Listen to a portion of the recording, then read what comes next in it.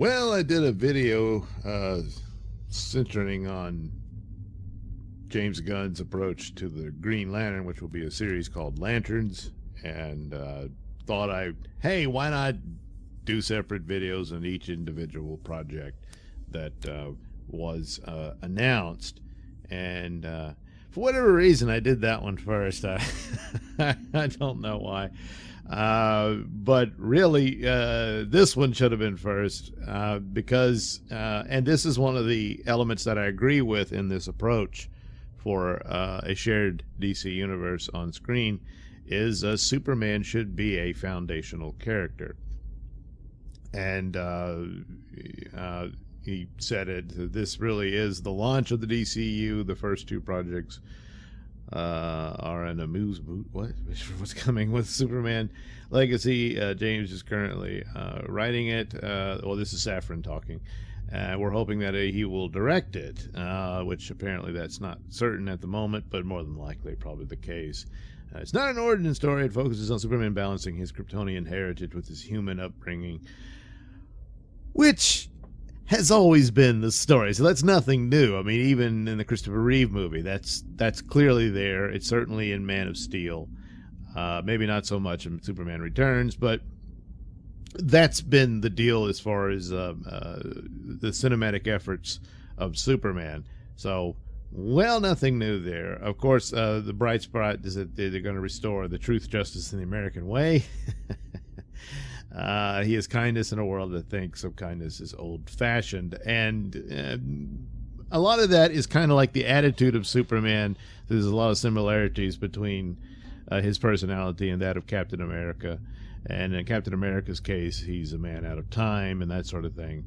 Whereas Superman, sure, alien, but he grew up on this isolated farm, and those values he was raised with would certainly, even more so set him apart from a city like Metropolis and that sort of thing. And so that was always the tone and setting of Superman stories. So that's all well and good and fine. But it sounded more like I always thought perhaps this is going to be more Clark Kent than Superman. Because that would be a cheaper take on the story. It's just my guess. Don't really know for sure until we see what they do. But Gunn continue says, with our stories, we want to take it away from good guy versus bad guy. There are really good, almost saintly people, and Superman is among them. There are really terrible villains like Gorilla Grodd or the Joker, and then there's everybody in between them. So there are all these shades of gray which allow us to tell complex stories. So he's just talking about the value between the different characters, but Superman would certainly be the most saintly, as he says. And that is something that was, even though I enjoyed Snyder's films, even though I saw them as flawed and in some cases severely so, but one of the criticisms was it was just too dark for Superman. And Superman himself, I mean, he seemed to be quite wounded by it all. And even though I saw aspects and potential in Henry Cavill's portrayal and wanted to see more, and it's sad that he won't get that opportunity. But that's certainly a valid criticism in that handling of Superman. For Batman, it's fine. It works in droves for Batman. But Superman is not Batman. And it's interesting the images that they picked, and this is one they picked for Superman, this being the cover art for the All-Star Superman series that Grant Morrison did. And it's a good book. Spoiler, he dies at the end of it.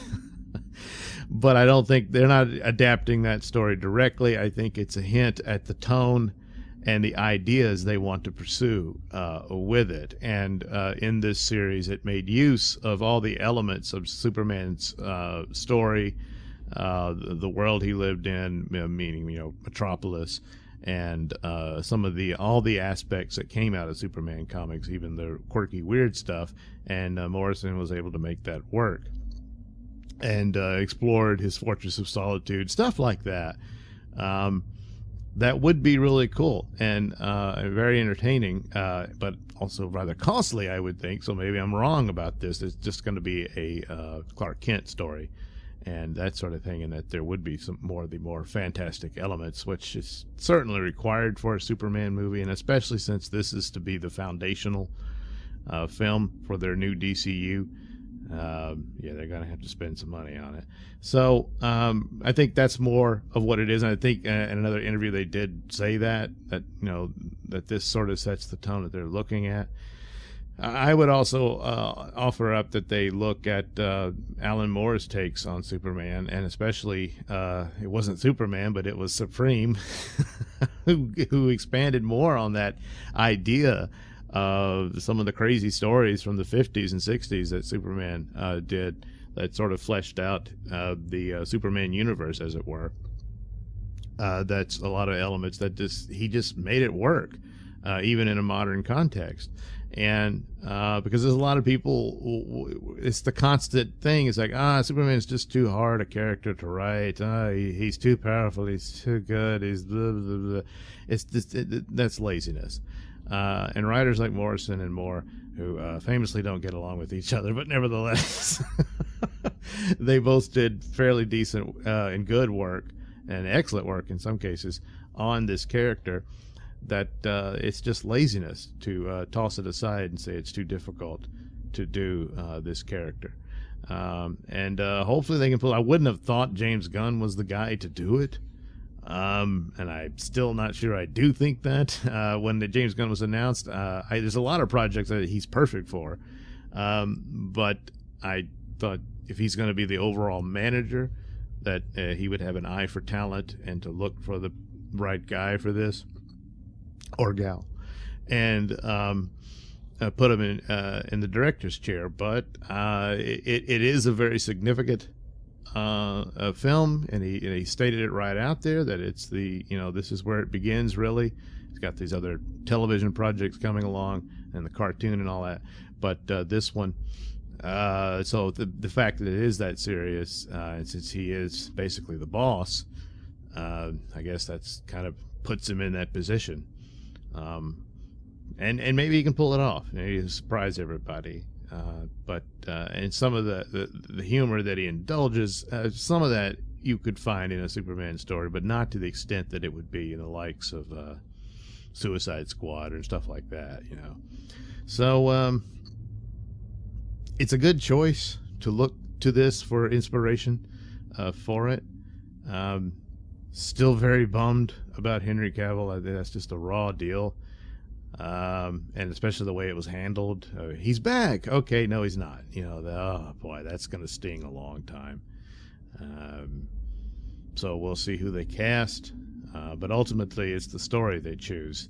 And if that's a good one to beat the odds, because I think Marvel has squandered what it achieved, and has pretty much tired everybody out on the superhero narrative. And so all of that gives DC both a grand opportunity, but at the same time quite the mountain to climb. But it is Superman, and perhaps he can leap it in a single bound and get the ball rolling and interest in this universe that for the most part his film will begin. So hopefully that's what happens there. There's also the interesting thing about the other bright spot was the Superman television series, which is really good, with Tyler Hoechlin playing the role. And it positioned him there, which was another solution to people being kind of mystified about how to write Superman. And one of the aspects of it is that he could be this father figure. And that's exactly what they made him in that show. He's a father of 2 boys, and he's already married with Lois and all that. So that was one potential solution. Had they wanted to copy that, I think they could at some level with Henry Cavill's Superman, since the Zack Snyder Justice League set up that Amy Adams was pregnant with his child. So you start off the movie, they're married, they've had a young child, and there you go. They introduce Supergirl, she becomes the babysitter, stuff like that, and then he grows into that role where he's this mentor and fatherly figure, and that's a pattern to follow for whatever template you want to pursue and for the aspects of the character. So, but it's not to be. They're going to go back with a younger one. Apparently, they want him to be 25 or so. So, okay, but I not really believing that that's the reason why Henry Cavill was let go. That probably more of just what he would cost, and that it would be cheaper to have an young unknown actor brought in, and perhaps. But that's beside the point. As far as what story could they craft to energize fascination and wonder and a desire to see more of this new endeavor for a DC shared universe on screens. So we'll see what they do.